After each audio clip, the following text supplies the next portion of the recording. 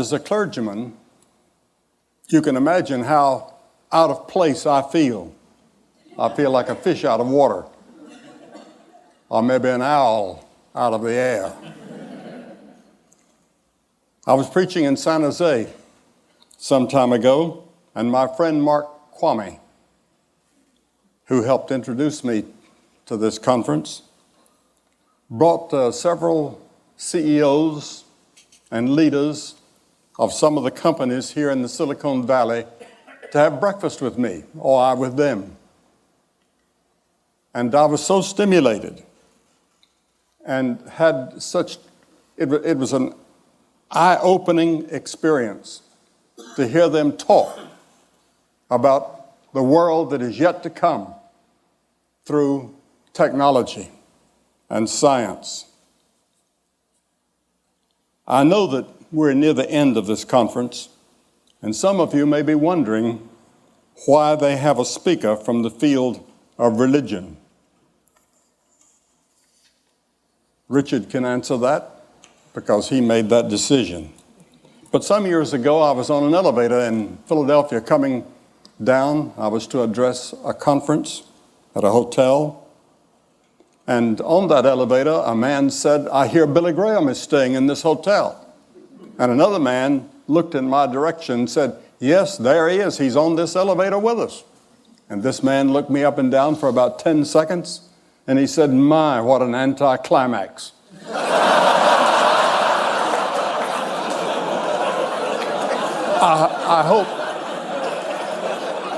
I hope that you won't feel that these few moments with me is an anticlimax. After all this tremendous talks that you've heard and addresses, which I intend to listen to every one of them. But I was on an airplane in the East some years ago, and the man sitting across the aisle from me was the mayor of Charlotte, North Carolina. His name was John Belk. Some of you would probably know him. And there was a drunk man on there. And he got up out of his seat 2 or 3 times, and he was making everybody upset by what he was trying to do, and he was slapping the stewardess and pinching her as she went by. And everybody was upset with him. And finally, John Belk said, "Do you know who's sitting here?" And the man said, "No, who?" He said, "It's Billy Graham, the preacher." He said, "You don't say." And he turned to me and he said, "Put her there." He said, "Your sermons have certainly helped me."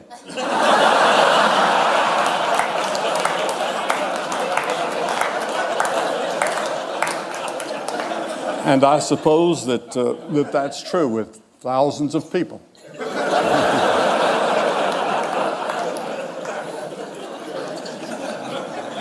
I know that as you have been peering into the future, and as we've heard some of it here tonight, I would like to live in that age and see what is going to be. But I won't, because I'm 80 years old. This is my 80th year. And I know that my time is brief. I have phlebitis at the moment in both legs. And that's the reason I had to have a little help in getting up here, because I have Parkinson's disease in addition to that, and some other problems that I won't talk about. But this is not the first time that we've had a technological revolution. We've had others. And there's one that I want to talk about. In one generation, the nation of the people of Israel had a tremendous and dramatic change that made them a great power in the Near East. A man by the name of David came to the throne, and King David became one of the great leaders of his generation. He was a man of tremendous leadership. He had the favor of God with him. He was a brilliant poet, philosopher, writer, soldier, with strategies in battle and conflict that people study even today. But about 2 centuries before David, the Hittites had discovered the secret of smelting and processing of iron. And slowly that skill spread, but they wouldn't allow the Israelis to look into it or to have any. But David changed all of that, and he introduced the Iron Age to Israel. And the Bible says that David laid up great stores of iron, in which archaeologists have found that in present-day Palestine, there are evidences of that generation. Now, instead of crude tools made of sticks and stones, Israel now had iron plows and sickles and hoes and military weapons. And in the course of one generation, Israel was completely changed.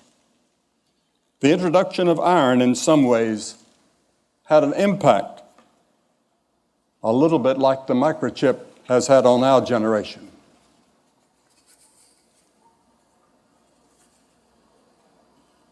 And David found that there were many problems that technology could not solve. There were many problems still left, and they're still with us, and you haven't solved them. And I haven't heard anybody here speak to that. How do we solve these three problems that I'd like to mention? The first one that David saw was human evil. Where does it come from? How do we solve it? Over again and again in the Psalms, which Gladstone said was the greatest book in the world, David describes the evils of the human race. And yet he says, He restores my soul. Have you ever thought about what a contradiction we are? On one hand, we can probe the deepest secrets of the universe and dramatically push back the frontiers of technology, as this conference vividly demonstrates. We've seen under the sea, or 3 miles down, or galaxies hundreds of billions of years out in the future. But on the other hand, something is wrong. Our battleships, our soldiers are on a frontier now almost ready to go to war with Iraq. Now, what causes this? Why do we have these wars in every generation and in every part of the world, and revolutions? We can't get along with other people, even in our own families. We find ourselves in the paralyzing grip of self-destructive habits we can't break.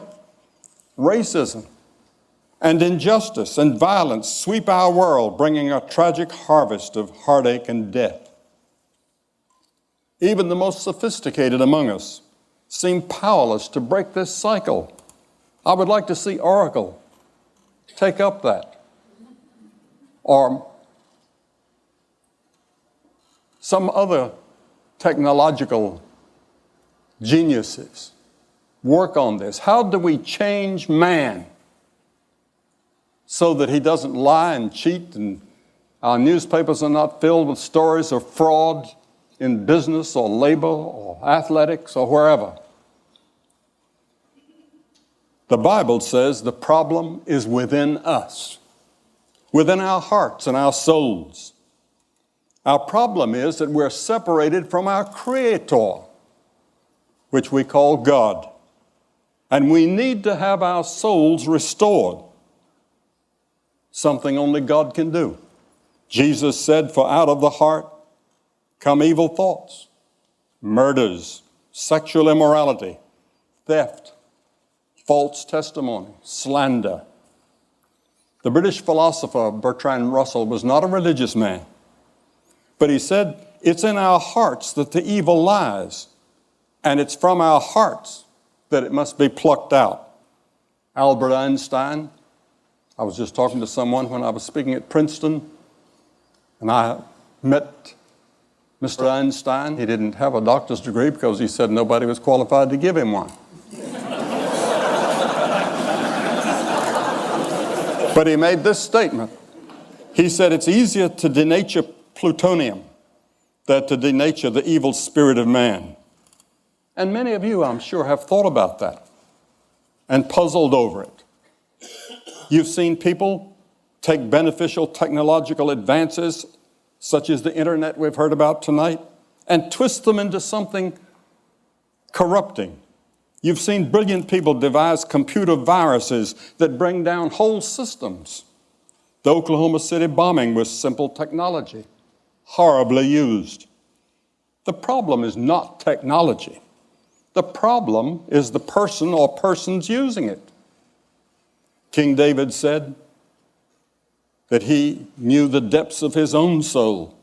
He couldn't free himself from personal problems and personal evils that included murder and adultery. Yet King David sought God's forgiveness and said, "You can restore my soul." You see, the Bible teaches that we're more than a body and a mind. We are a soul. And there's something inside of us that is beyond our understanding. That's the part of us that yearns for God or something more than we find in technology. Your soul is that part of you that yearns for meaning in life and which seeks for something beyond this life. It's the part of you that yearns really for God. I find young people all over the world are searching for something. They don't know what it is. I speak at many universities, and I have many questions and answer periods, and whether it's Cambridge or Harvard or Oxford, I've spoken at all those universities. I'm going to Harvard in about it's about 2 months from now to give a lecture. And I'll be asked the same questions that I was asked the last few times I've been there. And it'll be on these questions. Where did I come from? Why am I here? Where am I going? What's life all about? Why am I here? Even if you have no religious belief, there are times when you wonder that there's something else. Thomas Edison also said, when you see everything that happens in the world of science and in the working of the universe, you cannot deny that there's a captain on the bridge. I remember once I sat beside Mrs. Gorbachev at a White House dinner. I went to Ambassador Dobrynin, whom I knew very well, and I'd been to Russia several times, under the communists, and they'd given me marvelous freedom that I didn't expect. And I knew Mr. Dobrynin very well, and I said, I'm going to sit beside Mrs. Gorbachev tonight. What should I talk to her about? And he surprised me with the answer.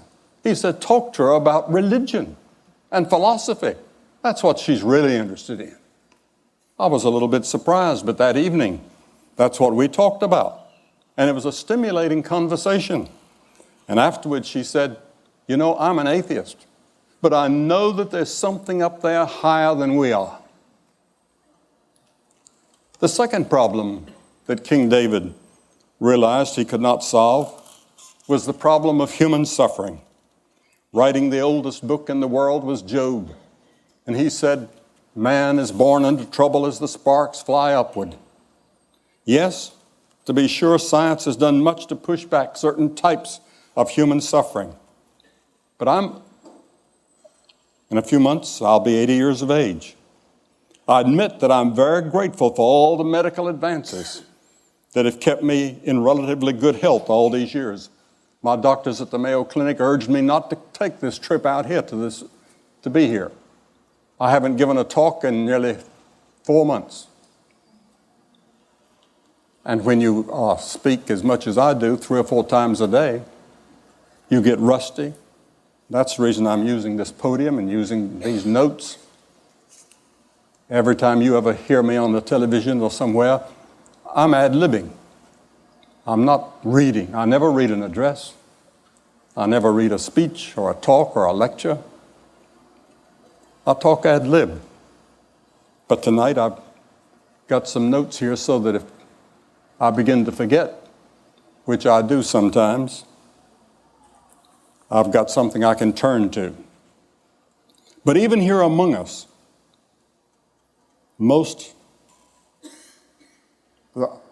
in the most advanced society in the world, we have poverty. We have families that self-destruct, friends that betray us, unbearable psychological pressures bear down on us. I've never met a person in the world that didn't have a problem or a worry. Why do we suffer? It's an age-old question that we haven't answered. Yet David again and again said that he would turn to God. He said, "The Lord is my shepherd." The final problem that David knew he could not solve was death. Many commentators have said that death is the forbidden subject of our generation. Most people live as if they're never going to die. Technology projects the myth of control over our mortality. We see people on our screens. Marilyn Monroe is just as beautiful on the screen as she was in person. And many young people think she's still alive. They don't know that she's dead. Or Clark Gable, or whoever it is, the old stars. They come to life, and they're just as great on that screen as they were in person. But death is inevitable.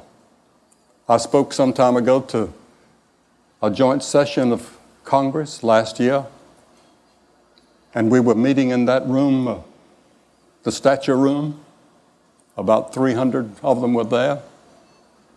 And I said, there's one thing that we have in common in this room, all of us together, whether Republican or Democrat, or whoever. I said, we're all going to die. And we have that in common with all these great men of the past that are staring down at us. And it's often difficult for young people to understand that. It's difficult for them to understand that they're going to die. As the ancient writer of Ecclesiastes wrote, he said, there's every activity under heaven. There's a time to be born, and there's a time to die. I've stood at the deathbed of several famous people whom you would know. I've talked to them. I've seen them in those agonizing moments when they were scared to death. And yet, a few years earlier, death never crossed their mind. I talked to a woman this past week whose father was a famous doctor. She said he never thought of God, never talked about God, didn't believe in God. He was an atheist. But she said, as he came to die, he sat up in the side of the bed one day and he asked the nurse if he could see the chaplain. And he said for the first time in his life, he thought about the inevitable and about God. Was there a God? A few years ago, a university student asked me, what is the greatest surprise in your life? And I said, the greatest surprise in my life is the brevity of life. It passes so fast. But it does not need to have to be that way. Werner von Braun, in the aftermath of World War II, concluded, quote, science and religion are not antagonists. On the contrary, they're sisters. He put it on a personal basis. I knew Dr. von Braun very well. And he said, speaking for myself, I can only say that the grandeur of the cosmos serves only to confirm a belief in the certainty of a creator. He also said, in our search to know God, I've come to believe that the life of Jesus Christ should be the focus of our efforts and inspiration. The reality of this life and his resurrection is the hope of mankind. I've done a lot of speaking in Germany and in France and in different parts of the world, 105 countries it's been my privilege to speak in.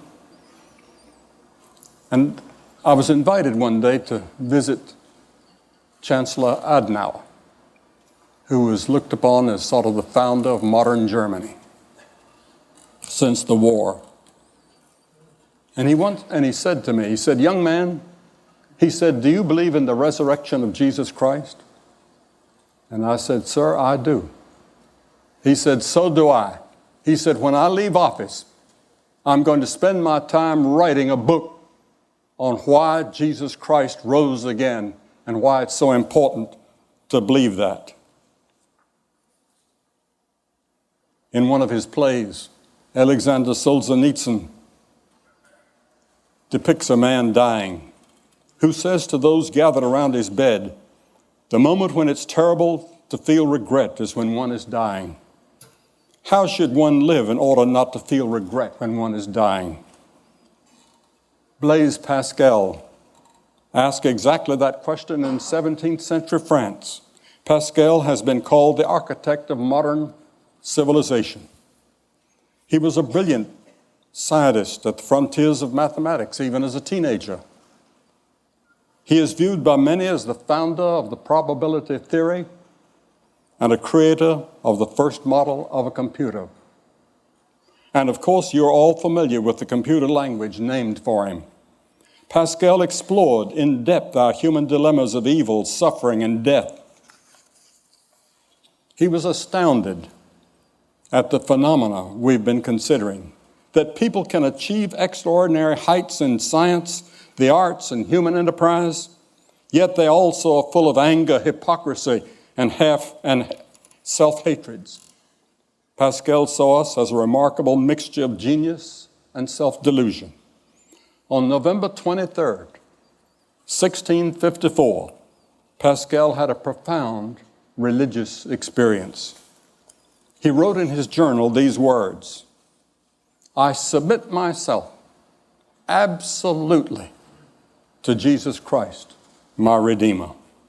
A French historian said 2 centuries later, "Seldom has so mighty an intellect submitted with such humility to the authority of Jesus Christ." Pascal came to believe not only the love and the grace of God could bring us back into harmony, but he believed that his own sins and failures could be forgiven, and that when he died, he would go to a place called heaven. He experienced it in a way that went beyond scientific observation and reason. It was he who penned the well-known words, "The heart has its reasons, which reason knows not of." Equally well known is Pascal's wager. Essentially, he said this: if you bet on God and open yourself to his love, you lose nothing, even if you're wrong. But if instead you bet that there is no God, then you can lose it all in this life and the life to come. For Pascal, scientific knowledge paled beside the knowledge of God. The knowledge of God was far beyond anything that ever crossed his mind. He was ready to face him when he died at the age of 39. King David lived to be 70, a long time in his era. Yet he too had to face death. And he wrote these words, "Even though I walk through the valley of the shadow of death, I will fear no evil, for you are with me." This was David's answer to the 3 dilemmas of evil, suffering, and death.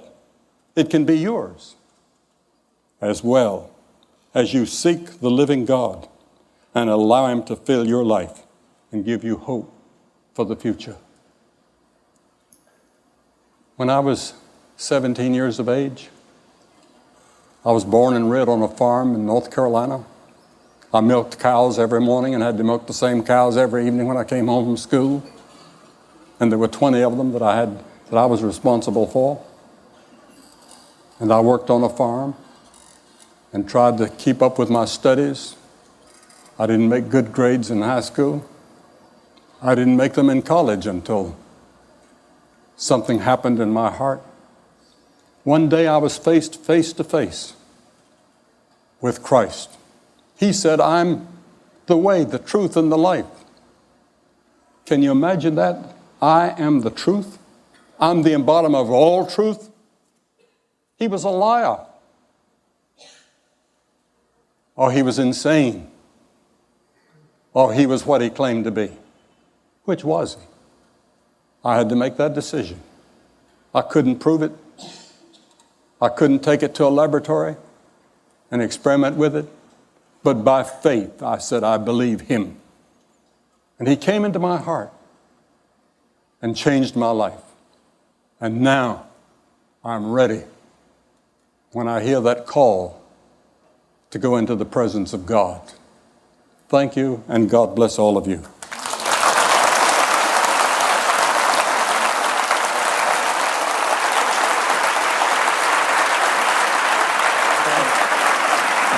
Thank you for the privilege.